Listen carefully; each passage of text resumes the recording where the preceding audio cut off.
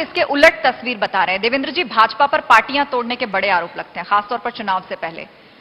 अच्छे खासे नेताओं को आप ले आते हैं अपनी तरफ और वो कह रहे हैं कि हम कैडर मजबूत कर रहे हैं अपना। देखिए, मैं पहले तो भाई को ये कहना चाहूंगा कि जैसा उन्होंने कहा कि नेता अगर पार्टी छोड़ते हैं तो छोड़ते जाएं और विचारवान लोग रहने चाहिए कांग्रेस के अंदर। तो मैं पूछना चाहता हूं कि 2018 के चुनाव में ये ज्योतिरादित्य सिंधिया जी को स्टार प्रचारक बना के पूरे मध्य प्रदेश में घुमाते हैं और आज जब वो भारतीय जनता पार्टी में अगर शामिल हो गए तो वो विचारवान नहीं रहे। मैं ऐसा भाई को कहना चाहता हूं और पूछना भी चाहता हूं।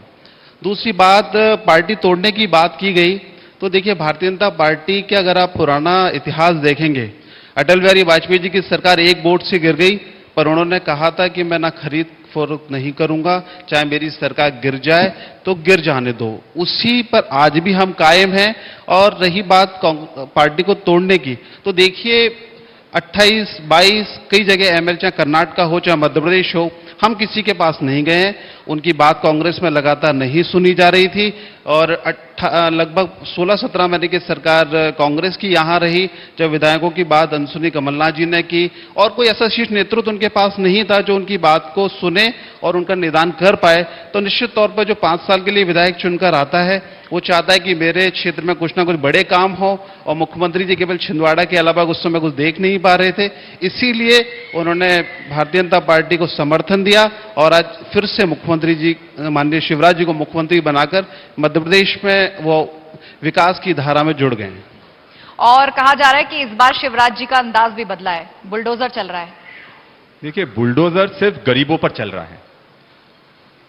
जिस पर बुलडोजर चलना चाहिए था, जो अत्याचार कर रहे हैं, जो भ्रष्टाचार कर रहे हैं, बड़े लोगों पर किस पर बुलडोजर चल गया, ये सीधे सीधे देखकर, जाति धर्म को देखकर बुलडोजर चलाते हैं।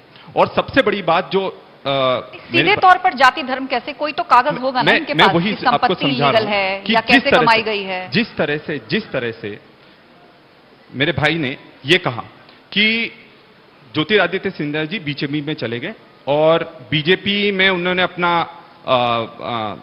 दिखाया कि मैं बीजेपी के लिए समर्पित हूं, और यही कारण है कि जब आप किसी को खरीद कर लाते हैं वो पार्टी की विचारधारा के साथ जुड़ नहीं पाता। इसका सबसे अच्छा बड़ा उदाहरण मैं देना चाहूंगा। ग्वालियर में क्या हुआ, ग्वालियर 57 ईयर्स से इनका महापौर था और जैसे ही बागी लोग उसमें शामिल हुए, बीजेपी में जबरदस्त मतभेद चालू हो गए। और यही कारण है कि बीजेपी का जो इतिहास था वहां नहीं हारने का, इस बार उनको हार का मुंह देखना पड़ा। अब सबसे बड़ा जो द्वंद्व है इन्हीं की पार्टी में शुरू हो गया है, क्योंकि जनता भी ये चीज समझ रही है और खुद बीजेपी का कार्यकर्ता ये समझ रहा है कि अगर बाहर से लाकर आप लोगों को हमारे सर पर बिठा दोगे तो जिंदगी भर क्या हम चादर ही उठाते रहेंगे, दरिया बिठाएंगे। और यही कारण है, मैं क्यों बोल रहा हूं, पहले से ज्यादा मजबूत आज के समय में कांग्रेस है, कमलनाथ जी के नेतृत्व में, दिग्विजय सिंह जी के नेतृत्व में, और हम पूरी ताकत से जमीन पर काम कर रहे हैं। और यही मैं कह रहा हूं कि जो जितने लोग आप खरीद कर ले जा रहे हैं वो भी आपके सगे नहीं होंगे। आने वाला समय बताएगा कि किस तरह से आप शोषण का ये जो जितने लोग गए, अभी जब तक सत्ता चाहिए तब तक उनको बहुत तोल रहे हैं ये लोग, पर जैसे ही सत्ता जाएगी वो लोगों को भी हाशिए पर पहुंचा दिया जाएगा। देवेंद्र जी, क्या जवाब है इस बात का? आपके लिए आने वाले साल में मुश्किलें कितनी बढ़ने वाली हैं सरकार की? क्योंकि पिछले विधानसभा चुनावों की जीत देखें तो अंतर आ गया था, मतलब नुकसान काफी हुआ था। अब एक बार फिर से चुनाव में आपको जाना है और यहां ये कहा जा रहा है कि सत्ता की मलाई के लालच में कुछ लोग आपके पास पहुंचे हैं। नहीं, देखिए, मैं सबसे पहले स्पष्ट करना चाहूंगा कि भारतीय जनता पार्टी एक विचार के साथ शुरू की गई पार्टी है। दीनदयाल उपाध्याय जी और श्यामा प्रसाद मुखर्जी साहब के नेतृत्व में पार्टी शुरू हुई और आज भी उनके विचार पर हम चल रहे हैं। पार्टी में कोई नेता आए कोई जाए, इससे पार्टी को कोई फर्क नहीं पड़ता, क्योंकि इस पार्टी के अंदर विचार ही सबसे बड़ा अपने आप में मजबूत दावेदार माना जाता है और कमल का फूल। इसके अलावा भारतीय जनता पार्टी में आपने देखा कि अटल बिहारी वाजपेयी जी अपने समय बहुत बड़े नेता रहे, उसके बाद आज मोदी जी है, कल कोई और होगा। तो मैं मानता हूं ये पार्टी बहुत लंबे समय तक चलने वाली पार्टी है, विचारवान पार्टी है, और जो पार्टी व्यक्तिवादी पार्टी होती है उसकी आज आप स्थिति परिस्थितियों को आप बड़े नजदीक से देख रहे होंगे, चाहे वो यूपी हो, और कांग्रेस की भी स्थिति भी किसी से छुपी नहीं है। जवाब देना चाहता हूं। मैं ये कहना चाहूंगा, आज की भाजपा अटल बिहारी वाजपेयी जी की भाजपा बची ही नहीं है। आज इनके बड़े से बड़ा नेता, अभी कुछ दिन पहले नितिन गडकरी जी ने भी ये बोला, ये अब वो भाजपा नहीं रही जो देश के लिए लड़ाई लड़ती थी।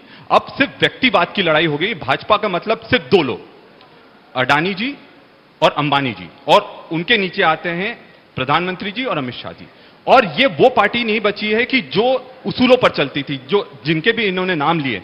आज कार्यकर्ता का यही रोना है कि हम अगर मेहनत कर रहे हैं तो दूसरी पार्टी से व्यक्ति एक दिन में आकर कैसे बीजेपी की विचारधारा के साथ जुड़ जाएगा। तो यही सबसे बड़ी इनकी चुनौती है। और इनको सबसे बड़ी चुनौती आने वाले समय में जो लोग जो बाहर से लेकर आए, वो सबसे बड़ी चुनौती। यही कारण है महाराष्ट्र में ये शिंदे जी को ले तो आए, पर आज तक दो के अलावा तीसरा व्यक्ति उनमें मंत्री नहीं बन पाया, क्योंकि उसमें खींचतान इतनी हो गई, कौन ज्यादा पैसा देगा, कितना बड़ा मंत्रिमंडल ठीक है, आएगा। आपने अपने अपने मुद्दों को रखा। महाराष्ट्र से निकलकर एक बार फिर एमपी पर आ जाते